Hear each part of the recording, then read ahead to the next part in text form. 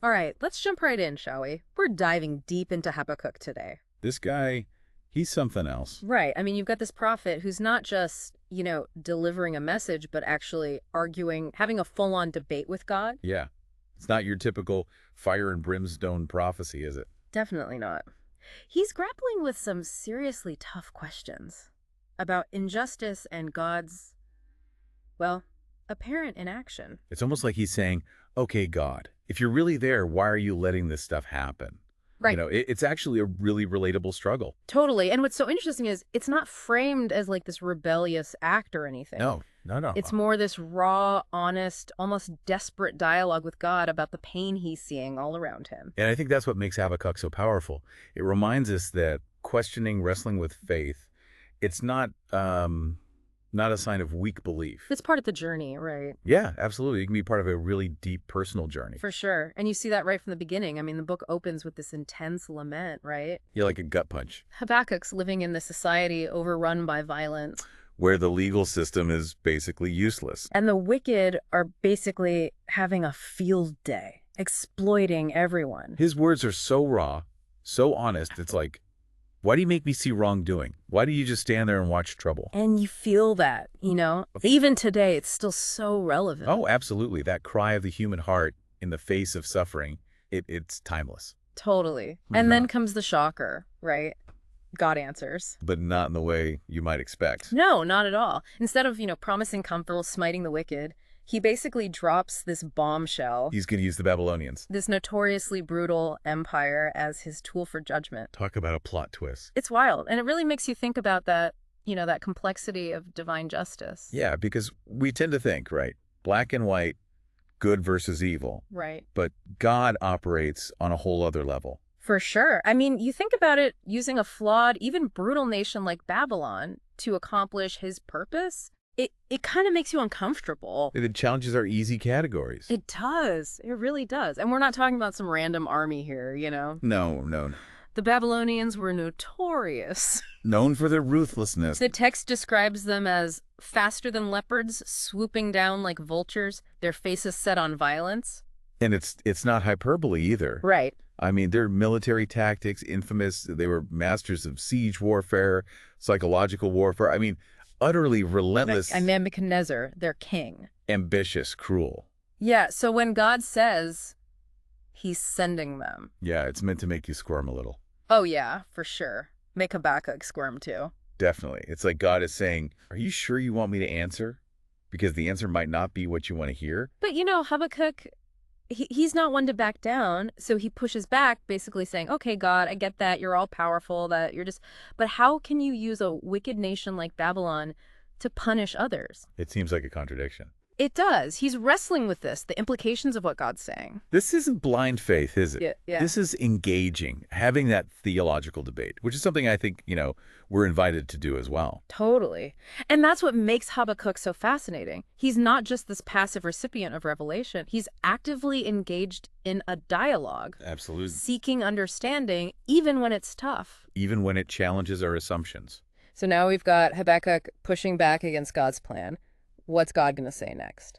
Does he offer, a simple answer? Does he give him the breakdown, clear it all up? Well, not exactly. So instead of directly answering, God kind of shifts the focus, doesn't he? He does. It's interesting. Instead of addressing Habakkuk's questions about how can you use Babylon, God chooses to reveal more of the why. Okay, yeah. And he paints this really vivid picture of the Babylonian Empire Oh, yeah, this is a good one. as this greedy fisherman constantly casting his net wider and wider. Hauling in more and more nations. And I think what God is highlighting here is their arrogance, their self-congratulations. It's like they're completely missing the point. Exactly.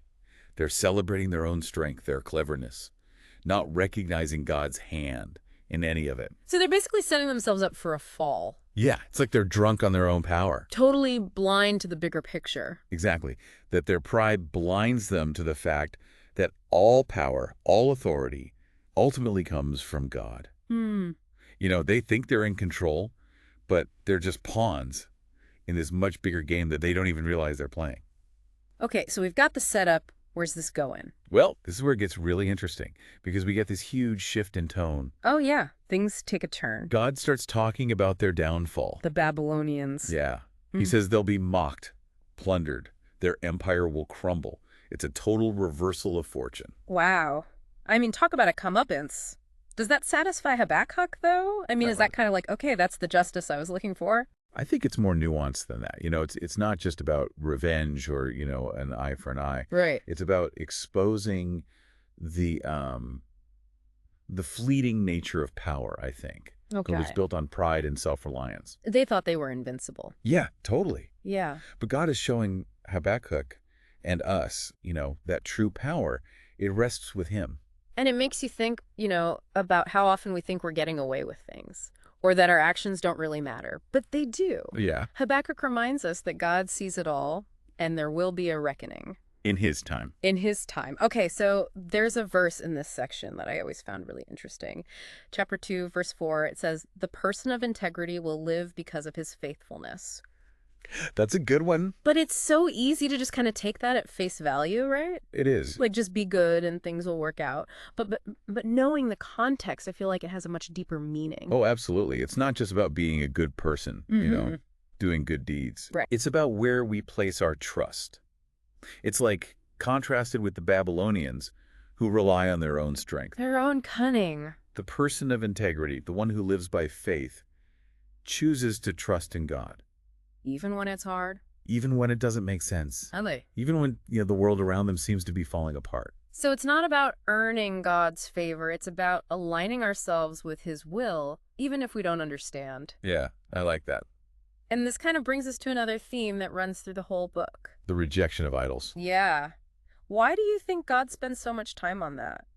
Because I think idol worship, it represents the opposite of faith, right? Okay. It's about putting our trust in things that we can see, things that we can control. Things we create. Yeah, it's a form of self-reliance, I think. Which ultimately is going to lead to disappointment. Because those idols, they can never deliver on their promises. Right. It's like saying, I'll put my faith in this thing I can hold in my hand instead of this God I can't see. Yeah. But that's going to leave you empty. Yeah, it's a dead end. True faith requires surrender, letting go of our need to control. Trusting that God is in control. Even when it feels like the whole world is spinning out of control. So we've seen Habakkuk move from questioning to grappling, and now it seems like he's starting to surrender. But does he fully get there? Does he find that peace, that resolution? Well, that's what we'll pick up in the next part. All right, sounds good. I'm ready to see how this all wraps up. Habakkuk's journey, it's definitely not a straight line. Right. He doesn't exactly tie it all up with a bow. No, not really.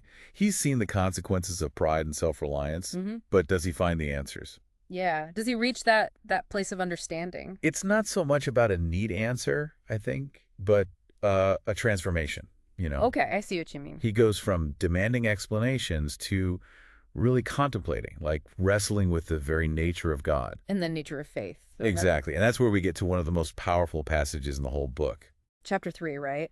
This incredible vision. Yeah, the theophany. After all the questioning and the wrestling, there's this shift. He's not focused on those immediate injustices anymore. It's like he zoomed out. He's caught up in this almost overwhelming vision of God's power. His majesty. And the language is it's breathtaking. That's amazing. God coming from Teman, Mount Perilin, plague and pestilence marching before him. Mountains crumbling at his presence. It's almost like he's witnessing this cosmic battle between good and evil. It is. It's like the raw, untamed power of nature, but amplified to a cosmic scale. It gives me chills just thinking about it. But he doesn't downplay his fear. No, not at all. He's really honest about it. Talks about his stomach churning, his lips quivering. His legs giving way. This isn't some kind of blissful, spiritual high. He's terrified. And I think this is really important, his fear doesn't negate his faith. Okay, yeah, I see that. Authentic faith, it's not about pretending everything's fine. Right. It's okay to be afraid. It's okay to doubt. It's about acknowledging those feelings, but choosing to trust God anyway. It's like he's saying, okay, God, I see you. I acknowledge your power. And yeah, it's scary, but I still choose to trust you. And that leads us to, maybe the most famous line in the book. Though the fig tree does not bud, and there are no grapes on the vines, Though the olive crop fails and the fields produce no food, though there are no sheep in the pen and no cattle in the stalls, yet I will rejoice in the Lord. I will be joyful in God my Savior. Wow, just wow. He's basically saying, my circumstances may be terrible, but my God is still good. Right. It's a powerful declaration of where his hope is, not in his possessions, not in his comfort, but in God himself. So how do we apply that kind of faith to our own lives? We may not be facing Babylonian armies, but we've all got our struggles. Absolutely. We face injustice, suffering, things that make us question God's goodness, question his plan. What would Habakkuk say to us? I think he would tell us to be honest with God about our doubts, our fears. Don't hold back. Yeah, he wouldn't tell us to pretend everything's okay or to just have blind faith. So it's okay to question, to doubt, to even get angry with God. That's not going to push him away. No, I think it's in those raw, honest moments that our faith can actually deepen. Okay. When we come to God with our whole selves, with all the messiness. Not just the pretty part. It's like we're saying, God, I don't understand, but I choose to trust you anyway. And, that takes courage. It's risky. It is risky, but it's also incredibly freeing. Because when we let go of our need to control everything, when we surrender to God's bigger plan, we can find a peace that goes beyond our circumstances. That's good. That's really good. So as we wrap up this deep dive into Habakkuk, what's the one thing you want our listener to take away? I think it's this faith. It's a journey, not a destination. Process, right? Yeah, a process of wrestling, questioning, doubting, and ultimately surrendering. It's about trusting God even when it doesn't make sense, even when we can't see the whole picture. Exactly. Yeah. And Habakkuk shows us that it's okay to bring those questions to God. That's so encouraging. Well, thanks for taking this deep dive with us. We hope this has encouraged you, maybe even challenged you to keep seeking God even when it's hard. Absolutely. And to remember that he's always with us, even when we can't see it, even when we don't feel it. Keep diving deep. Until next time.